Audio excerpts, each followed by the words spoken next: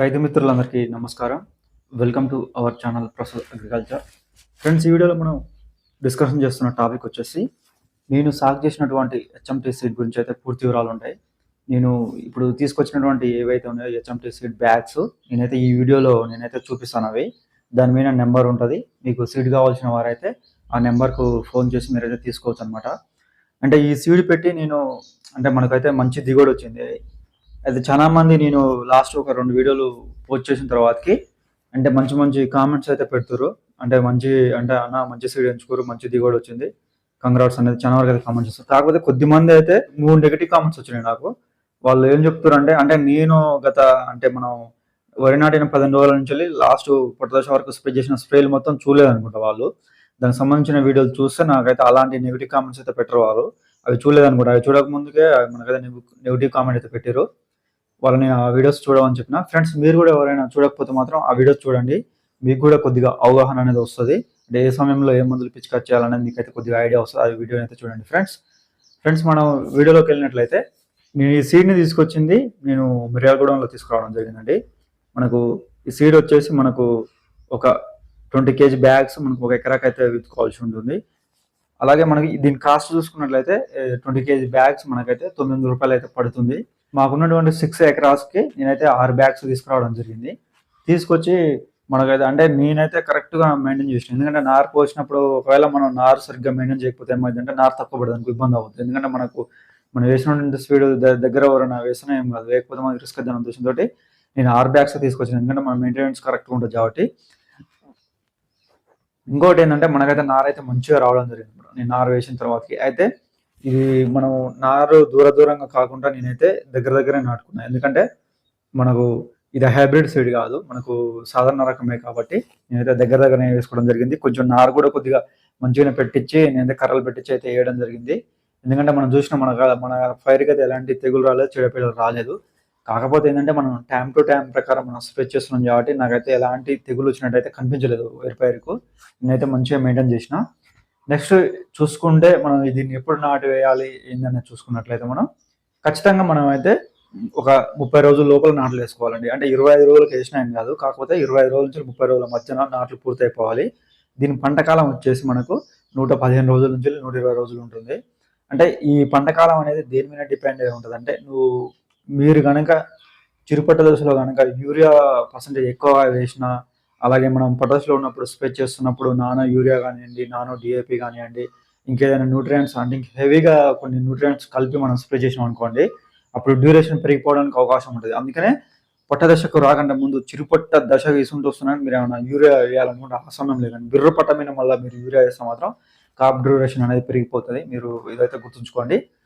Next ఇంకా చూసుకున్నట్లయితే ఈ సీడ్ని ఇక మనం వరి నాటిన 15 రోజులకైతే ఖచ్చితంగా మనం అయితే ఒకసారి స్ప్రే చేయాలి. ఎందుకంటే ఇది సన్నాలు కాబట్టి ఇది మనం డైరెక్ట్ యూరియా వేయద్దు. వరి నాటిన 15 రోజులకు ఒకసారి పురుగు మందు కానీ తెగులు మందు కానీ 2 మనం కాంబినేషన్లో మనం కలిపి స్ప్రే చేసినట్లయితే మనకైతే వరి పైరు అయితే మంచిగా రావడానికి అవకాశం ఉంటుంది.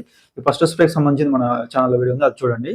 నెక్స్ట్ ఇంకొక మెయిన్ పాయింట్ ఏంటంటే ఈ వరి విత్తన రకం అనేది హైట్ పెరగదండి. ఈ వరి విత్తన రకం అనేది హైట్ పెరగదు.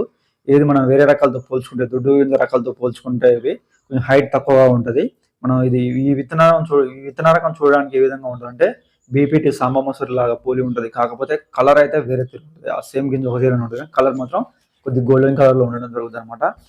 నెక్స్ట్ ఇంకా మెయిన్ విషయం ఇంకొకటి ఏంటంటే దీనికి యూరియాని చల్లుతున్నప్పుడు మనం పంటకాలం 115 రోజులు కదా, అయితే మనం దీన్ని చల్లుతున్నప్పుడు ఖచ్చితంగా మూడు విధాలుగా డివైడ్ చేసుకోవాలి. మనం వరి నాటిన ఒక 20 రోజులకు వేసాం అనుకోండి, మళ్ళీ ఒక 20 రోజులకు, మళ్ళీ ఒక 15 రోజులు కానీ 20 రోజులకు, అట్లా 3 times యూరియా వేసుకోవాలి. వేసినప్పుడు ఒకేసారి మరింత వేసుకోవద్దు. ఎందుకంటే ఇది మరింత వేయడం వల్ల ఏమవుతుందంటే ఆకు అనేది కొద్దిగా ఎక్కువ ఇచ్చుకోవడం లాగా, కొద్దిగా ఇచ్చుకోవడం లాగా ఇట్లా వచ్చినట్టు గుబురుగా వచ్చినట్టు వచ్చి ఆకు ఇస్తుంది అనమాట. అట్లా నాకు తెలిసిన వాళ్ళు ఇంతకుముందు పోయిన యాసంగిలో నాకు ఈ సీడ్ గురించి చెప్తే నేను తీసుకొచ్చి వేయడం జరిగింది అనమాట. అయితే వాళ్ళు కూడా అదే చెప్పారు, వేసినప్పుడు మాత్రం యూరియా మరింత వేయవాకు, ఒకవేళ వేస్తే మాత్రం గ్యాప్ ఇచ్చి వేయి, ఒక 3 times అయితే వేసుకోవాలి ఖచ్చితంగా అని చెప్పారు. అందుకనే రబీలో అయితే ఖచ్చితంగా మనం అయితే యూరియాని అయితే 3 times వేసుకోవాలి. 3 times వేసుకోవడం వల్ల మనకైతే మంచి బెనిఫిట్స్ ఉంటాయి. అంటే అది వేరే పైరు అయినా కావచ్చు, ఈ పైరు అయినా కావచ్చు. ఈ పైరు అయితే మనకైతే ఖచ్చితంగా ఎత్తు అయితే పెరగదు. నెక్స్ట్ ఇంకా ఏమిటి తట్టుకుంటుంది అంటే అధికంగా ఏదైనా గాలు వీసినాయి అనుకోండి, అంటే గింజలు ఒకదానికి కంకులో కొట్టుకొని ఆ విధంగా కొట్టుకోవడం వల్ల గింజలు రాలిపోయే గుణం ఉంటుంది కొన్ని వడ్లకు. దీనికైతే ఉండదు. నెక్స్ట్ అలాగే ఇది అయితే ఎత్తు అయితే పెరగదు కాబట్టి గాలులకు పడిపోదు. ఒకవేళ రాళ్ళవాన వచ్చినా కానీ పడిపోవడానికి అయితే అవకాశం అయితే ఉండదు, పడిపోవడానికి అయితే అవకాశం ఉండదు. కాకపోతే రాళ్ళవాన పడ్డ కాబట్టి గింజలు కొద్దిగా రాలిపోవడానికి అయితే కొంచెం రాలిపోతుంది. ఎట్లా ఉన్నా వేరే రకాల పోవచ్చు, దీనిలో అయితే గింజలు రాళ్ళవాన పడడం వల్ల పాలిపోతుంది. కాకపోతే ఇది మెయిన్ తట్టుకునేది ఏంటంటే అధిక గాలులకు అధిక వర్షానికి అయితే తట్టుకుంటుంది. రాళ్ళు పడితే మాత్రం తట్టుకోదు. ఎందుకంటే ఏదైనా రిపేర్ అయినదంటే రాళ్ళు పడితే మాత్రం ఖచ్చితంగా కింద పడిపోవడానికి అయితే అవకాశం ఉంటుంది గింజలు. నెక్స్ట్ ఇంకా ఇది ఎలాంటి తెగులు తట్టుకుంటుంది అని చూసుకున్నట్లయితే కొద్ది శాతం అయితే మనకు మొగి పురుగుని, నెక్స్ట్ అగ్గి తెగులు తట్టుకుంటుంది. నెక్స్ట్ మనం దీంట్లో అసలు కంట్రోల్ చేయాలి, ఈ తెగులు వస్తాయి ఇది పోతుంది అనేది అయితే ఏం లేదండి. దీంట్లో వేరే రకాలు సాధారణంగా ఏది ఉందో దీంట్లో ఆ విధంగానే ఉంటుంది. కాకపోతే ఏంటంటే మనం పొట్ట దశలో ఖచ్చితంగా దీనికి మాత్రం దోమ రాక ముందుకే అడ్వాన్స్ టెక్నాలజీ ఉన్నటువంటి కెమికల్ అయితే మనం స్ప్రే చేయాల్సి ఉంటుంది. ఈ పొట్ట దశలో మనం ఏ విధమైన కెమికల్స్ స్ప్రే చేసాం అనేది కూడా మన ఛానల్లో వీడియో ఉందండి, అది చూడండి. ఎందుకంటే మనం దోమ ఒకసారి వచ్చిన తర్వాతకి మళ్ళీ కంట్రోల్ చేయాలంటే మనం చాలా కష్టం. అది రాకముందుకు మనం అడ్వాన్స్ టెక్నాలజీతో మనకైతే చాలా రకాల మందులు అయితే ఉన్నాయి మనకు మార్కెట్లో. ఆ మందును కనుక మనం తీసుకొచ్చి స్ప్రే చేసినట్లయితే దోమ రాక ముందుకే మనం అయితే కంట్రోల్ చేయడానికి అవకాశం ఉంటుంది. ఒక రైతు నన్ను చూసి వేరే వాళ్ళు ఇదే సీడ్ని అయితే తీసుకొచ్చి సాగు చేయడం అయితే జరిగింది. అంటే 2-3 రైతులు అయితే తీసుకొచ్చారు మా ఏరియాలో. అంటే నేను లాస్ట్ యాసంగిలో నేను ఇదే సీడ్ తీసుకొచ్చేసింది కాబట్టి నాకైతే మంచి దిగుబడి వచ్చింది. అప్పుడు కూడా మనకు 36 క్వింటాల్ అయితే వచ్చేసింది. అయితే నేను కూడా ఈసారి ఏం చేసిన, మంచి దిగుబడి వచ్చిందని చెప్పేసి మొత్తం మనకు ఉన్నటువంటి ఫీల్డ్లో మొత్తం నేను కూడా ఇదే వేయడం జరిగింది. అయితే వేరే రైతులు ఏం చేశారంటే, ఒక రైతు ఏమో నేను చెప్పినతనేమో మంచిగానే దోమ రాక ముందుకే మంచి మందు తీసుకొచ్చి స్ప్రే చేసిండు. ఇంకో రైతు ఏం చేసిండే, దోమ వస్తే చూసుకుందాంలే అంత అని అనుకుని ఆయన స్ప్రే చేయలేదు అనమాట. అయితే అతనికి ఏమైందంటే దోమ అయితే వచ్చిందనమాట. దోమ వచ్చి కొంచెం అంటే కంట్రోల్ చేయడానికి సఫర్ పడ్డాడు. అంటే 2 టైమ్స్ స్ప్రే చేసిన ఆయన. దోమ వచ్చిన తర్వాతకి దోమను చూసి ఇక ఉన్న పైరు పోద్దాం అని చెప్పేసి అతను అయితే 2 టైమ్స్ స్ప్రే చేయడం జరిగింది. అతను ఇంకా అతను ఏం మిస్టేక్ చేసిందంటే, మనకు ఈ పొటాష్లో అతను పొటాష్ చల్లలేదనమాట. మనం పొటాష్ చల్లినాం, ఎందుకు పొటాష్ చల్లుతున్నాం, స్ప్రే సరిపోద్ది కదా అని చెప్పిండు. మనకు స్ప్రే కంటే మనం ఈ చల్లడం వల్ల డైరెక్ట్ యూజ్ ఉంటుంది. ఆ విధంగా చేస్తే ఏమంటే 100% మనం అయితే రిజల్ట్ తీసుకోలేము. అందుకే నేనైతే ఈ విధంగా చేస్తున్నాను అతను చెప్పిన. అతను అన్నట్టుగానే అతను వచ్చిన వెయిట్కి మనకు మనకు వచ్చిన వెయిట్కి ఒక 3 క్వింటాల్ అయితే తేడా ఉందన్నమాట. అతను అనుకోండు. నేను కూడా ఎందుకంటే ఇక్కడ 2 తీర్లుగా రిస్క్ తీసుకున్నాను. అతను అంటే దోమ వచ్చిన తర్వాత మందులు స్ప్రే చేసిండు, నేను దోమ రాక ముందుకు మందులు స్ప్రే చేసిన. అలాగే పొట్ట దశలో అంటే చిరుపట్ట దశలో మంచిగా పొటాష్ యూరియా కలిపేసిన, మంచి మనకు వెయిట్ వచ్చింది. అతనికి రాలేదు, అతను కూడా గమనించింది అనమాట. అందుకనే కొద్దిమంది రైతులు ఏం చేస్తారంటే ఈ విధమైన కొంచెం చిన్న తప్పులు చేస్తారనమాట. దీన్ని మనం దృష్టిలో ఉంచుకొని మనం యాజమాన్య చర్యలు చేయాలన్నమాట. అలాగే మనం ఇంకా కొంచెం ముఖ్యమైన ఇందులో చెప్పుకోవాల్సింది ఏంటంటే, మనం ఖచ్చితంగా మొదటి స్ప్రే చేసిన తర్వాతకి మనం యూరియాను చల్లిన తర్వాతకి మళ్ళీ కలుపు మందు స్ప్రే చేసిన తర్వాతకి వెంటనే అంటే స్ప్రేకు ఖచ్చితంగా ఈ సీడ్ ఎంచుకున్న వాళ్ళు ఏంటంటే ఒక 20 రోజులకు స్ప్రే చేయండి. ఖచ్చితంగా ఒక 20 రోజులకు స్ప్రే చేయండి. ఎప్పటి వరకు, పొట్ట దశ వరకు. అంటే ఎన్ని స్ప్రేలు అవుతాయి, మామూలుగా 3 నుంచి 4 స్ప్రేలు అవుతాయి. అంటే కలుపు మందు కాకుండా ఒక 4 స్ప్రేలు అవుతాయండి. పెద్ద ఖర్చులతో కూడుకున్నటువంటి స్ప్రేలకు అయ్యాల్సినటువంటి ఖర్చులు అయితే ఏం కాలేవు. అవి నేను మన ఛానల్లో వీడియోలు ఉన్నాయి. ఎవరైనా మిస్ అయితే మాత్రం అంటే వీడియోలకు సంబంధించినవి ఆ సమాచారం అయితే చూడండి మీరు ఒకసారి, మీకు అర్థమైపోతుంది. ఎందుకంటే పెద్దగా ఖర్చులు పెట్టకుండా మనం అయితే మంచి స్ప్రేలు చేయడానికి అయితే మంచి మందులు అయితే మనకు మార్కెట్లో ఉన్నవి. ఫ్రెండ్స్, ఇవి మనకు సీడ్ బ్యాగ్స్ చూడండి. మనకి ఇక్కడ వరుణ్ అగ్రిటెక్ HMT పాడి సీడ్స్ మనకి ఇక్కడ చూసుకుంటే 20 నెట్ వెయిట్ 20 kg బ్యాగ్స్. ఈ quality product of Varun agritech ఇక్కడ మనకు చూడొచ్చు. నేను తీసుకొచ్చిన సీడ్స్ బ్యాగ్స్ ఇవి ఫ్రెండ్స్. మనం బ్యాక్ సైడ్ చూసుకున్నట్లయితే మనకైతే ఫోన్ నెంబర్ ఉంటుంది అనమాట. బ్యాక్ సైడ్ తిప్పేస్తాం, కనిపిస్తుంది మనకి ఇక్కడ చూడొచ్చు. HMT సీడ్స్ బ్యాగ్స్ ఇక్కడ వచ్చేస్తుంది. నెక్స్ట్ ఇక్కడ చూసుకుంటే మనకు సీడ్ ఎక్కడి నుంచి వస్తుంది అనేది మనం ఇక్కడ క్లియర్ కట్గా చూసుకుంటే వరుణ్ అగ్రిటెక్ ఇక్కడ చూసుకోవచ్చు. మంజంపల్లి విలేజ్ మాన్కొండూరు మండల్, కరీంనగర్, తెలంగాణ, ఇండియా. ఇక్కడ 4 నెంబర్స్ మనకి. ఇది ల్యాండ్లైన్ నెంబర్. ఇది మనకు ఇది customer care number, help line. మనకి ఇక్కడ 2 నెంబర్స్ ఉన్నాయి. ఈ నెంబర్స్ చూసుకోవచ్చు. మన ఈ 2 నెంబర్స్ ఫ్రెండ్స్. మనకు ఉన్నటువంటి నెంబర్స్ అయితే ఇవే అనమాట. ఫస్ట్ నెంబర్ వచ్చేసి 96408082 700. నెక్స్ట్ ఇంకొచ్చేసి 9666 433 703 అనమాట. ఈ 2 నెంబర్స్ మీరు ఒకసారి ఫోన్ చేయండి. ఫోన్ చేసి మాకు ఇట్లా సీడ్ కావాలి సార్, మాకు ఇట్లా ఒకవేళ మీకు అవసరం ఉన్న రైతులైతే చేయండి. చేస్తే మాత్రం మనకైతే ఒకవేళ పంపిస్తారా లేకుంటే ఎట్లా అయిందనేది మనకైతే అర్థమైపోద్ది. అంటే ఎక్కువ ఉంటే మాత్రం ట్రాన్స్పోర్ట్లో వాళ్ళు పంపిస్తుండొచ్చు నాకు తెలిసి. ఇక్కడ చూడొచ్చు 20 kgs ఇక్కడ మనకైతే 1300 అని ఉంది మనకు.